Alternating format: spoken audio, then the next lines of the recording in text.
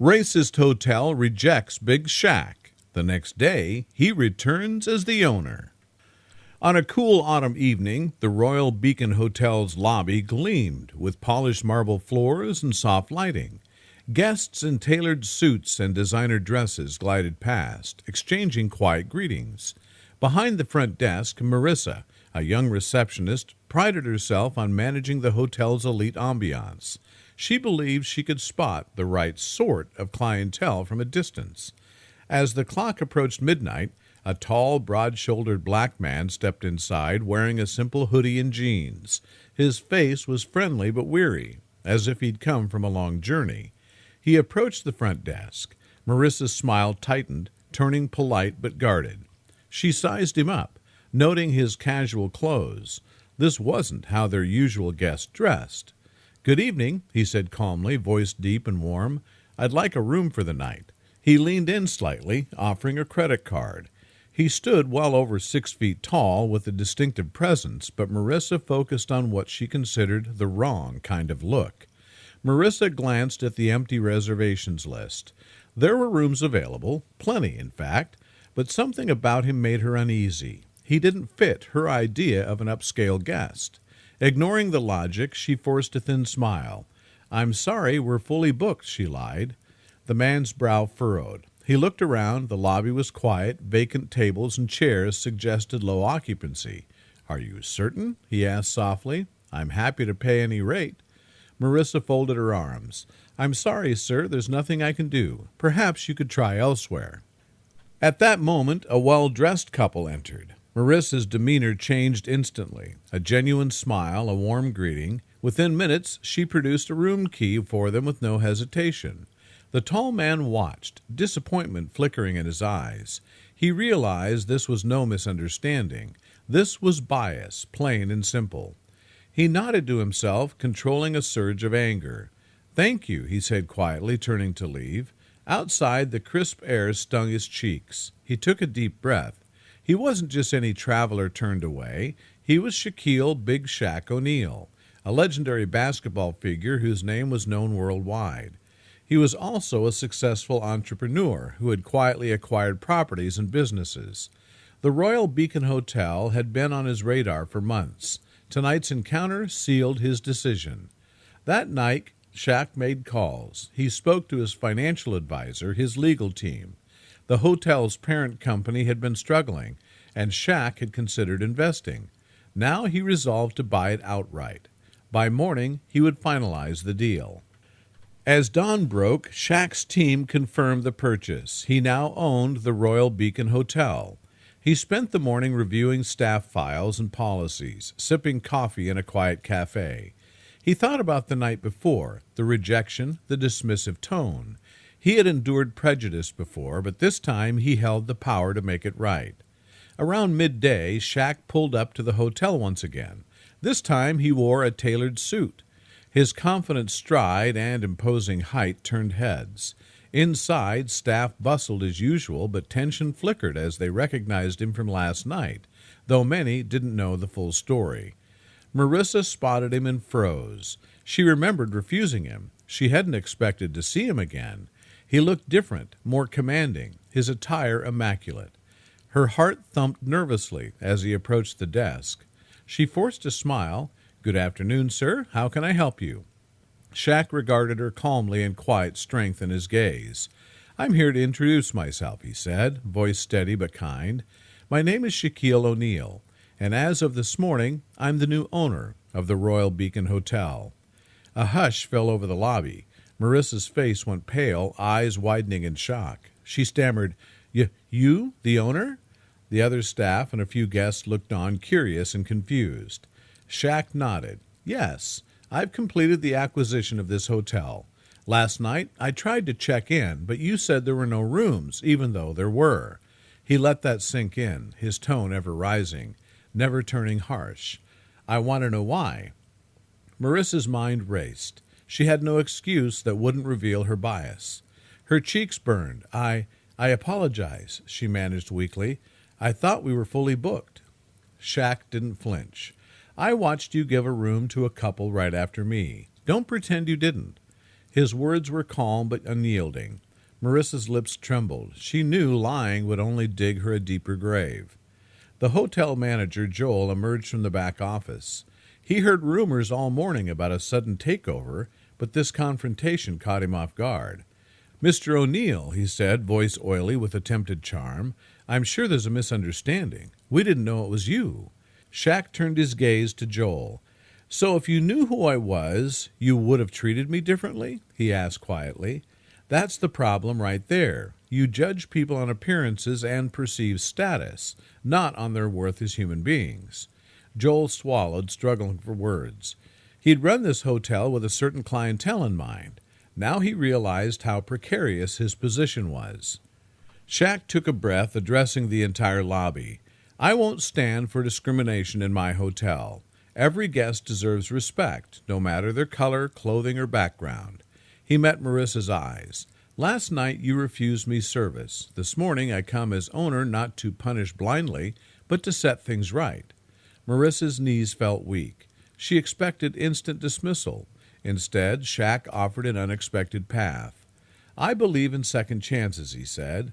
"If you're willing to learn, to treat everyone fairly, you can stay. But if not, this isn't the place for you." Tears pricked Marissa's eyes. She managed a nod. "I'm sorry," she whispered, voice cracking. "I'll change." Shaq nodded, satisfied for now. He turned to Joel. "As for the management, I'll be making changes. You'll undergo training, everyone will, on bias and customer relations. This hotel will be a symbol of inclusivity, not exclusion." Joel nodded vigorously, relieved to still have a job. The staff watched, some with admiration, others with shame. The guests who witnessed this felt a sense of justice in the air. That afternoon, Shaq convened a staff meeting in a conference room overlooking the city. He spoke of his vision, a hotel where every guest felt welcome, where service was genuine, not conditional on stereotypes. He outlined plans for training sessions, revised policies, and community outreach. "My success in basketball taught me teamwork, humility, and fairness," he said. "We'll apply those values here." The employees listened intently. Some looked relieved. Those who'd been uncomfortable with the old biases were grateful for the change to align with a better standard. Others looked nervous, uncertain how to adapt. But Shaq's calm authority made it clear this was the new normal. Over the next weeks, changes took place swiftly. The lobby's subtle elitist branding softened, promoting a warm, inclusive atmosphere. Training sessions, led by professionals in diversity and hospitality, challenged staff to reflect on their attitudes. Marissa attended every session diligently, determined to atone for her misjudgment. She learned about unconscious bias, the importance of equality, and how to treat each guest with genuine warmth. Outside, word spread that Big Shaq owned the Royal Beacon Hotel, not as a cheap publicity stunt, but as a move to transform it. Journalists tried to interview him, but he kept it low-key. He wanted deeds, not headlines, to speak for him. New guests arrived, some curious, some longtime admirers of Big Shaq's basketball legacy. More importantly, travelers of all backgrounds started to feel comfortable booking a room. The staff greeted them with genuine smiles, no longer scanning their outfits or questioning their worth. The transformation was not just cosmetic, it was cultural. One late afternoon, Shaq stood in the lobby watching Marissa check in a family. The parents were casually dressed, the children excited and giggling. Marissa welcomed them graciously, no hint of hesitation. After they left for the elevator, Shaq approached her. She turned, her smile now free of the old tension. "Mr. O'Neill," she said warmly, "I just wanted to say thank you for giving me a second chance. I see things differently now." Shaq nodded, resting a large hand gently on the counter. "I knew you could learn," he replied. "That's what this place is about now. Learning, growing, treating people right." Marissa's eyes shone with sincere gratitude. The painful memory of her old prejudice had become a lesson, making her a better person and employee. As the evening wore on, the manager Joel passed by Shaq, offering a respectful nod. He adapted too, working diligently to meet the new standards. Shaq appreciated his effort. "Joel," he said, stopping him, "the hotel's booked solid next month. Looks like business is booming. Good work ensuring everything runs smoothly. Joel smiled, relief and pride mingling. Thank you, sir. It's thanks to your vision. The team's embraced it. Shaq sighed contentedly. The Royal Beacon Hotel was thriving, not by excluding people, but by welcoming everyone. Profits rose, but more importantly, so did the staff's morale and the guests' satisfaction. The old reputation of elitist snobbery faded, replaced by a welcoming atmosphere. A few nights later, as Shaq strolled through the lobby, he spotted an older black couple checking in. They wore plain clothes, weary from travel. He watched a newly hired receptionist greet them warmly and hand them room keys without hesitation. The couple seemed pleasantly surprised. Shaq smiled to himself. This right here justified his actions, a small victory in the broader fight for equality and respect. Before leaving the hotel that night, Shaq took a seat in the lounge, sipping mineral water. He recalled the first night he came in, how he was turned away. He'd felt a sting of disappointment then. Now that memory felt distant, overshadowed by what he'd built. A place where his legacy wasn't just about basketball or business, but about doing what's right. The next morning, a card arrived for Shaq at the front desk, handed in by a guest who chose to remain anonymous. It read, "Thank you for making this a place where I feel welcome. It means more than you know." Shaq held the card, heart warmed. He didn't need a headline or a press conference. This quiet acknowledgement was enough to assure him he'd made the correct decision. Walking through the lobby one last time before heading out for meetings, he greeted staff by name, inquiring about their day. Maria, a housekeeper, mentioned how guests complimented the friendly atmosphere. Tom, the bellhop, said he felt proud to work here now. These simple words affirmed the transformation. Shaq exited onto the street, morning light glinting off the doors. The Royal Beacon stood behind him, changed for the better. He had turned a personal slight into a catalyst for reform. He turned a racist rejection into a story of inclusion and growth. He understood that true power wasn't just about wealth or fame, but about using one's influence to uplift others and broaden horizons.